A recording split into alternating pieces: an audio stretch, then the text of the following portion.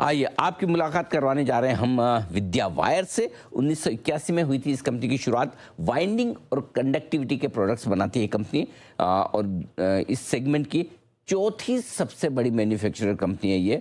Copper को और aluminium wire सहित कई सारे वायर और कॉपर टैप बनाती है, कंडक्टर्स भी बनाती है और इनके पोर्टफोलियो में कॉपर और एल्यूमिनियम वाइंडिंग वायर्स के 6400 से ज़्यादा एसकेयू शामिल हैं और ग्राहकों की लिस्ट में कई बड़े दिग्गज नाम शामिल हैं जिसमें पावर ग्रिड, भेल, एनटीपीसी भी है। नतीजा आए कल बाजार बंद होने के बाद बहुत ही शानदार परफॉर्मेंस आई है कंपनी की। आय में देखिए 58% की बड़ी उछाल, रेवेन्यू पहुंचा है करीबन 600 करोड़ पर, कामकाजी मुनाफा 49% बढ़कर 28 करोड़ पर पहुंचा है, मार्जिन 4.5% के आसपास स्टेबल हैं।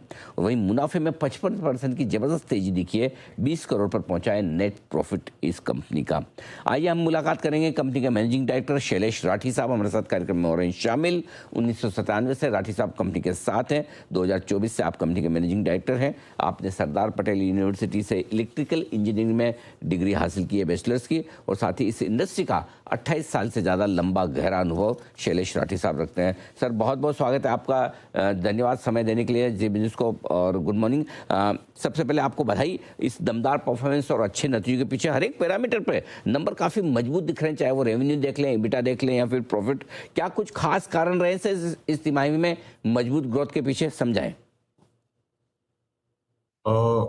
लास्ट क्वार्टर बहुत अच्छा रहा विद्या वायर्स का और इलेक्ट्रिकल सेगमेंट काफी अच्छा ग्रो कर रहा है, तो इसका फायदा जरूर हमारी कंपनी को मिल रहा है।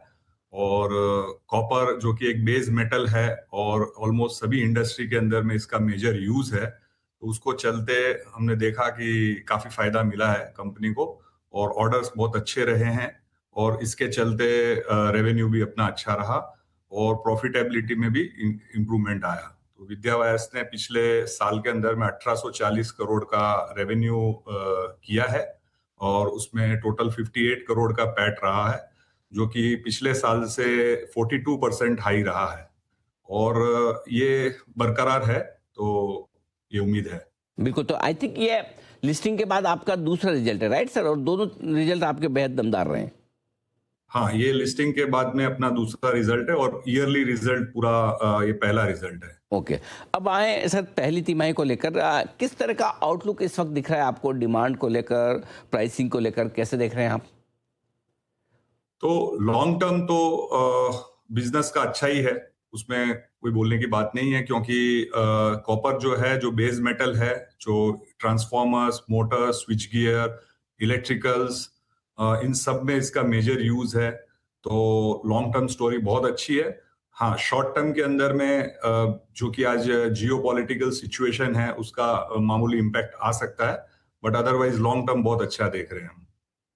अ, ये बताएं कि कॉपर के दाम कम ज़्यादा होने से कुछ फ़र्क पड़ता है क्योंकि आपका बेसिक रॉ मटेरियल कॉपर है, या फिर आपके प्राइसिंग इस तरह से कि भाव ऊपर नीचे हो आप पास ऑन कर ही देते हैं? कॉपर वैसी इंडस्ट्री है जिसमें पूरा 100% पास ऑन होता है। जो भी कॉपर में ऊपर चढ़ाव, उतार चढ़ाव आता है, उसका कोई इंडस्ट्री पे, कंपनी पे कोई इम्पैक्ट नहीं आता है, बिकॉज जो भी भाव में हम ऑर्डर्स बुक करते हैं उसी भाव से हम खरीदते हैं, तो इसके चलते कॉपर के प्राइस का इम्पैक्ट हमारी रेवेन्यू के अलावा और कहीं नहीं आता है।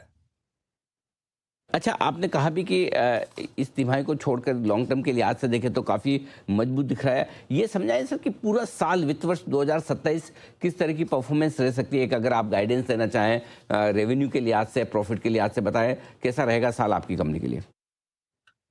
तो जैसे कि विद्या वायर्स हर साल कंटिन्यूस ग्रोथ करते आई है, तो और अभी तो सिचुएशन काफी अच्छी है लॉन्ग टर्म, बिकॉज कॉपर का यूज जो आने वाले समय में एआई, डेटा सेंटर्स और इन सब के अंदर में जो इलेक्ट्रिसिटी की डिमांड बढ़नी है, उसको चलते कॉपर का कंजम्पशन काफी बढ़ना है।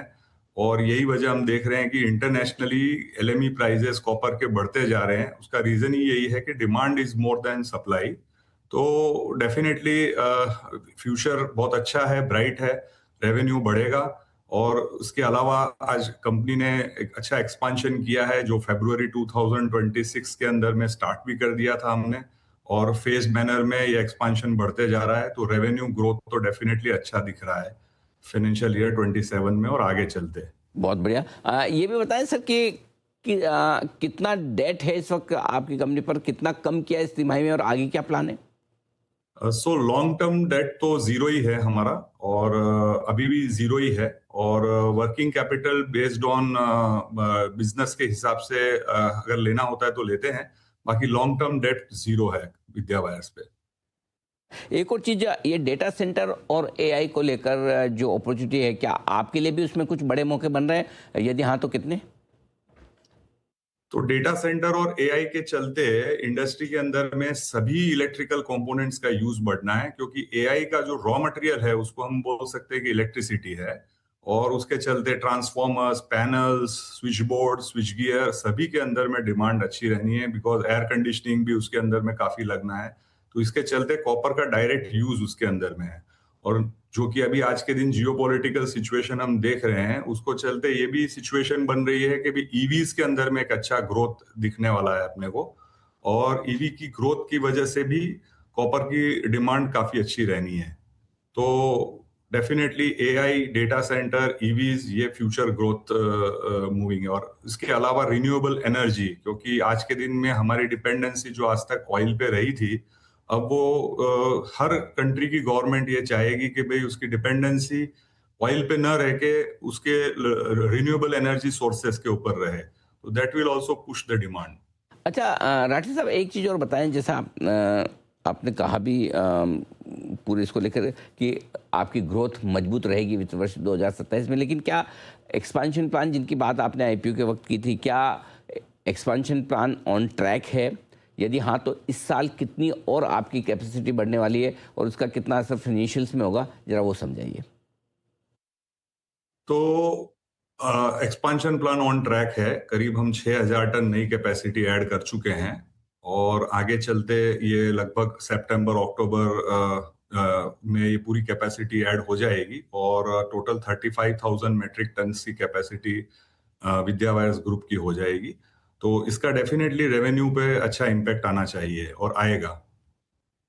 यानी कि शानदार नतीजे और दमदार आउटलुक और कैपेक्स बढ़ने से आपके लिए और फायदा होगा एक्सपांशन का भी। शैलेश राठी साहब, बहुत बहुत धन्यवाद, आपने समय दिया, विस्तार से नतीजों पर बातचीत की और हमारे दर्शकों को बताया भी कि अगला साल और कंपनी का किस तरह का रहेगा। आईपीओ के बाद से स्टॉक में जबरदस्त एक्शन आता हुआ दिखा है, तगड़े रिटर्न दिए हैं। बहुत कम आईपीओ ऐसे हैं नेहा पिछले साल के जो आईपीओ के बाद में वाकई में ऊपर है। ये स्टॉक डबल हो चुका है, जबकि ये दूसरा नतीजा, यानी कि 6-8 महीने पहले आईपीओ आया था मेरे ख्याल से 50 रुपये के आसपास, इफ़ आई एम राइट, और वहाँ से दुगुना हो चुका है शेयर। क्या गजब की दमदार परफॉर्मेंस, और पूरा अगले साल का आउटलुक भी कंपनी की तरफ से बहुत ही मजबूत आता हुआ दिखा है। ये है आपके लिए